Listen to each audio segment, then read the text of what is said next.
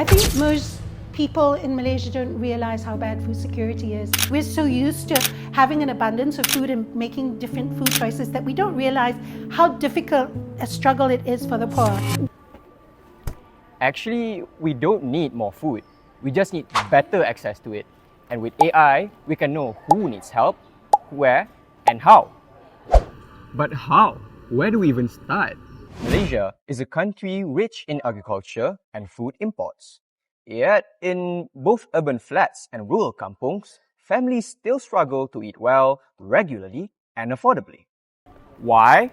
Well, while food exists, many people just can't seem to access it. That's the real crisis. Our global hunger index rose from 10.9 in 2014 to 12.7 in 2024, showing that undernourishment is rising, especially after COVID-19 and economic shocks. Every year, 1 to 4 Malaysian families do struggle with some form of food insecurity. The real hit? Not just rural farmers, but also low-income urban families that struggle to keep up with the rising prices.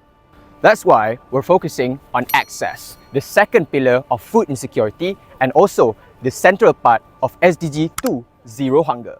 Just like most countries, Malaysia is not a self-sufficient nation, as for example, the economic trends of this country are determined and affected by the state of the world economy, which is why the prices of goods and services, including food, are pretty much unpredictable. This would undeniably result in those with lower incomes not being able to access or afford basic food items and end up depending on less nutritious food to sustain. What about the internet issues, you may ask? Well, the common occurrence of natural disasters in Malaysia, such as landslides and floods, may restrict people's ability to obtain food, as access to markets is most likely to be cut off or blocked. So, where does AI comes in and what can it do?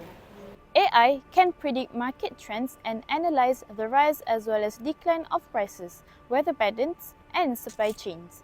The predictions on these issues would give the government a heads up to prepare a financial plan and subsidies. Not to mention, citizens may also receive early warnings and are able to plan ahead of time. Next, AI can analyze household data to identify vulnerable families more efficiently, and thus, financial aids can be distributed accordingly and justly. AI tools could also detect and forecast floods or landslides that causes road closures, and by doing so, the government is able to pre-position food supplies before disaster takes place. Before AI can actually solve the problem, we need to understand it. And in understanding, it needs to start with data. Now, Malaysia isn't short of food-related data.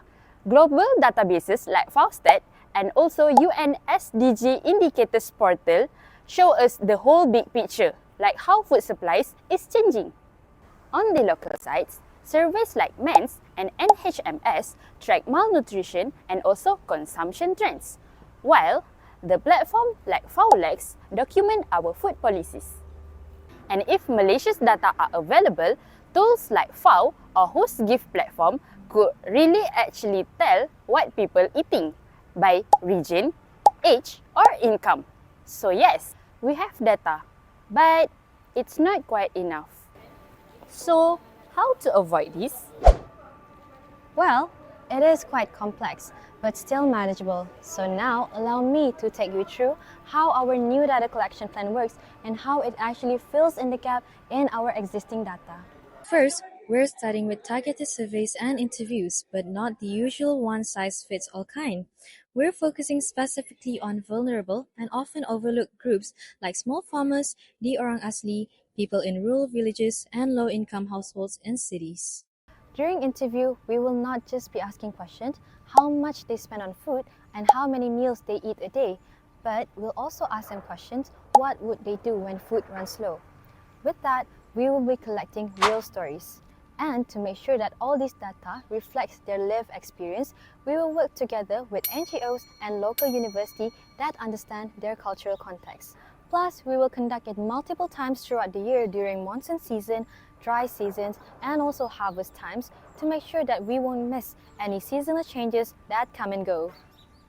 Next, we'll be introducing a mobile app that is smart, multilingual, and even usable with SMS for those without smartphones. Through this app, people can report things such as local food prices, shop shortages, and even signs of hunger and malnutrition. To make things easier, we will train local data ambassador to help people report and to make sure that data is reliable. But wouldn't it be easier if we can integrate all this with AI, Sophia? Right, but collecting better data is just the beginning. This is the tool that brings it all together, the digital brand of our food security strategy. It pulls live data from across Malaysia, satellite images from paddy fields in Kedah, mobile reports from Orang Asli villages in Pahang, nutrition data from rural Sabah clinics, and even social media posts from you in KL tweeting kehabisan beras. All of that connects to one central AI dashboard updated in real time. And this isn't just storage, it's smart.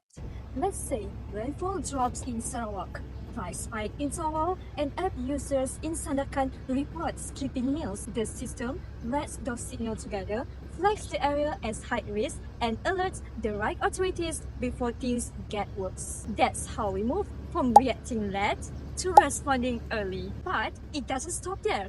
The same platform helps design better solutions. If it sees that fishing communities along Terengganu coast have limited diet diversity and no market access, it suggests mobile produce farms and small-scale gardens, targeted, practical, and fast. It adapts to the reality of our diverse population, from families in flat housing in Selangor to Iban farmers in Sarawak, each with different needs and barriers. Even after programs launch, like a school meal plan or food distribution effort, the AI tracks their impact live. If result falls short, it tells us why and how to fix it immediately, not years later in a report. In short, this isn't just about technology. It's how we make our food system faster, fairer, and future-proof. But what about the budget? Well, behind every impactful solution is a smart and well-timed budget. For this initiative, we've designed a 3-year budget consisting of $500,000, not only just to fund the activities, but to create a sustainable system that will evolve over time. $140 is directed toward data collection and engagement. Without inclusive ground-level data, any AI solution risks leaving people behind.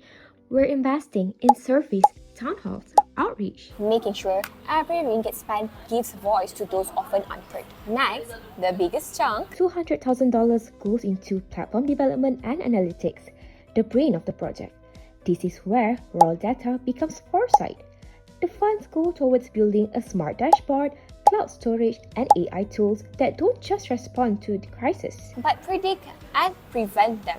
Then, $55,000 is allocated for capacity buildings. Because even the best tools are useless if no one knows how to use them. We're funding workshops and local trainings to ensure a bottom-up transformation led by the communities themselves. And finally, $105,000 goes to operations and contingency.